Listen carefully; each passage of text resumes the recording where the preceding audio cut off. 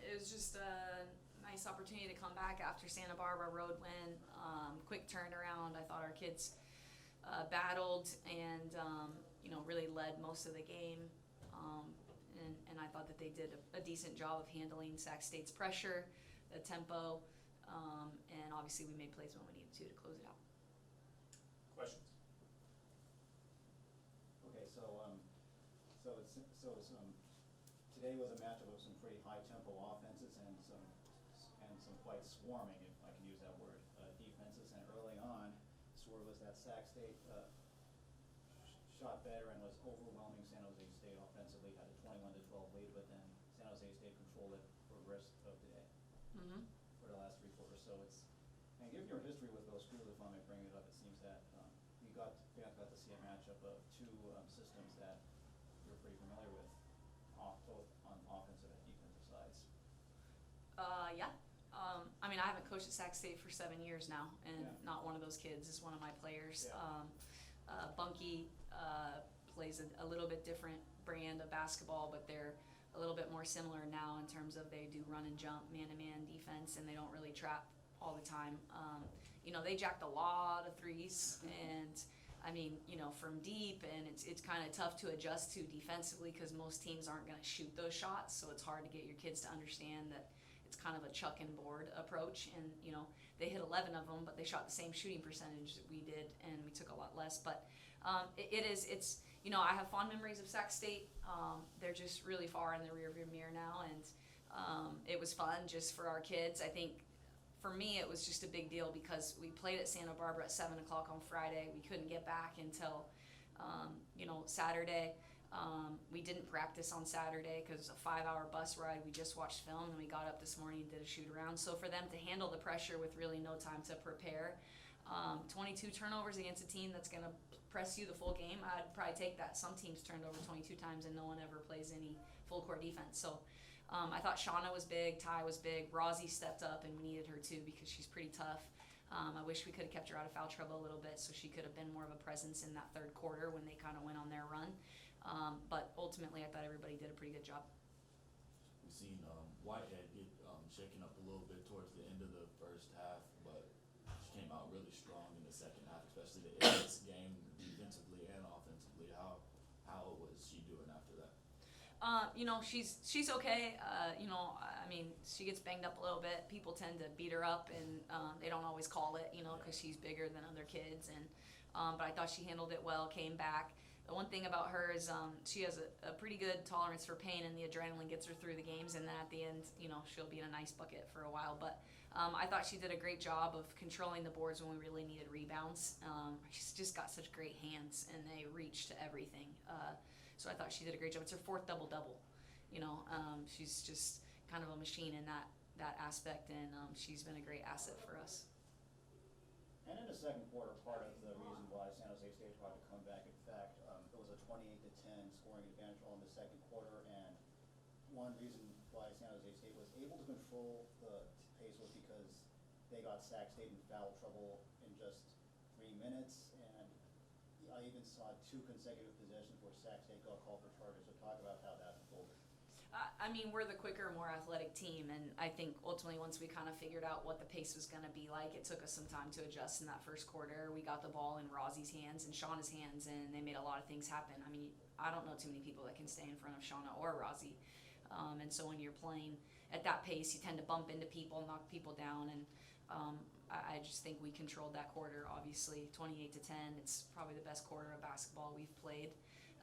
But Shauna's a special talent, and ultimately to have her and then be able to put Danae was in there as well, and Danae's solid for us defensively. I thought, we get kills, we call them kills, defensive kills. We had 17 of them tonight, and that's big against that team. It means that we got 3 consecutive stops 17 times. I thought offensively we could have been a lot better once we broke the press.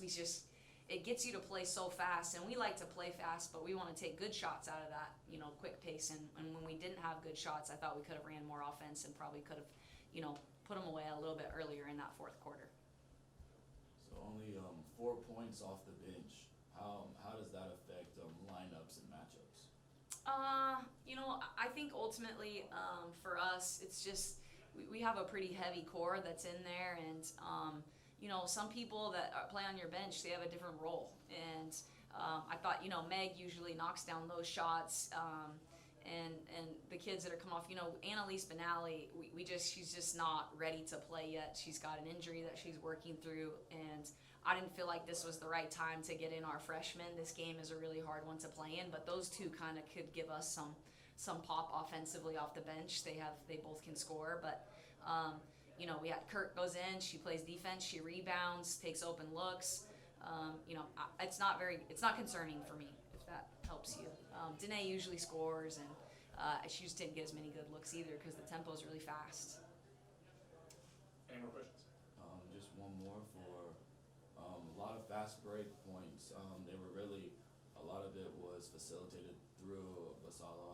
How important is her game in the transition for you guys? It's big, but we to score in the fast break, you gotta have kids who hit shots too, right? And Shauna has the ability to play so fast. You saw her in the second quarter. She went Mach 90 one direction, stopped on a dime, and hit a pull-up jumper at the free throw line. There's just not a lot of people that can play that fast and do that. So she's obviously really big for us. And like I said, Danae has played so well for us, and today she has 4 points or whatever it might be. It only takes 5 shots, and it was really Shauna and Rosie's game. Sometimes it works like that for your players. Sometimes other matchups are going to be better for other people, but those two really needed to kind of control the tempo for us, and then getting the ball inside when we could to tie. And another question, in the third and fourth quarter, Sacramento State was able to put together some comebacks. Several times they trailed by only 4 and 2 points, and give their fans credit. They had plenty of their fans in the sections 2 to 5. So what do you see Sac State doing to get them to threaten to get back in this game in the second half? They hit some threes in that little stretch, and then those long shots. I mean, we're talking about some shots about 5 feet behind the men's three-point line, so when they miss, the ball bounces all over the place, and they had some that landed to them. We didn't do a very good job of boxing out in those moments. I think that those shots are kind of come as a surprise to a defense. It's a little bit unorthodox, so I don't want to crush my kids too much here, but we've got to block out and we've got to get those rebounds because they got putbacks as well, and we put them on the free throw line in that stretch. So. And it does show that they got 21 second chance points, so R5. Yeah, we didn't really offensive rebound all that much when you play a team that plays that fast. If you move forward, you're going to give up a lot of transition points, and that was our game plan, was to not give up a bunch of transition points. So they executed the game plan, and because of that, the second chance points look a little bit lopsided. All right, thank you, Coach. Thank you. Okay. All right, on your left, we have Razia Potter. All right, Megan Anderson. Questions for the players? Yes, just to start off, you guys, that 2-3 zone was looking, caused a lot of turnovers and stuff like that. How important is it for you guys to collapse on the defense? Yeah, so it's actually our matchup zone where we practice it every day. We just stay true to it, and that's the goal, just to crowd the three-point line and cause a lot of turnovers, and we were flying around tonight, and that's what got us the win. Yeah, like she said, pretty much the purpose of that zone is to just congest the paint, protect it, and make sure no one's able to get any open lanes or easy flashes, drives, or any of that.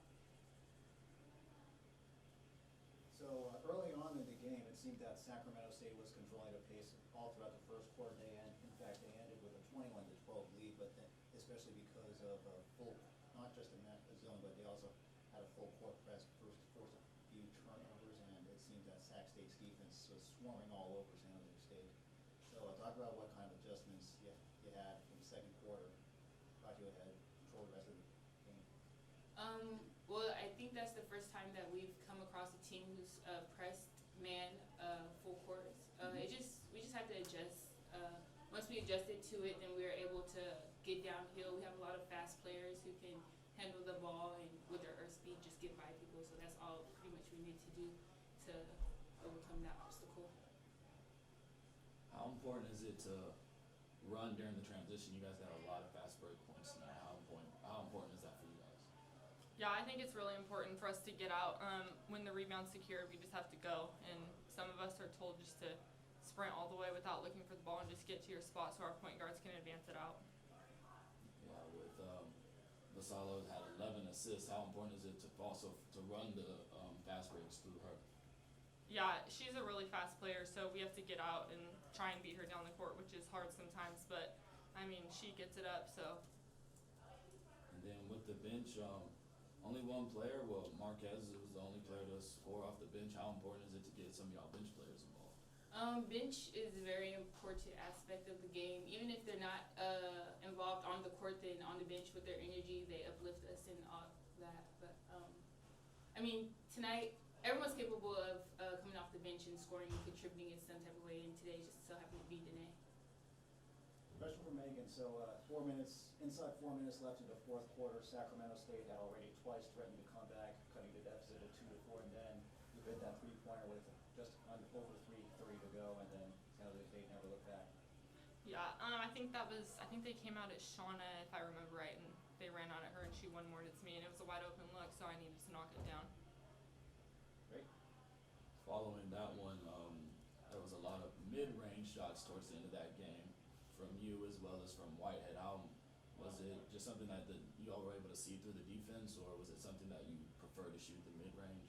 To be honest, mid-range is something that I've been working on. So once I just saw that it was there, I just took it. Well, at the end of the day, I was just playing basketball. So if they gave it to me, I took it, and I was there at the end of the day.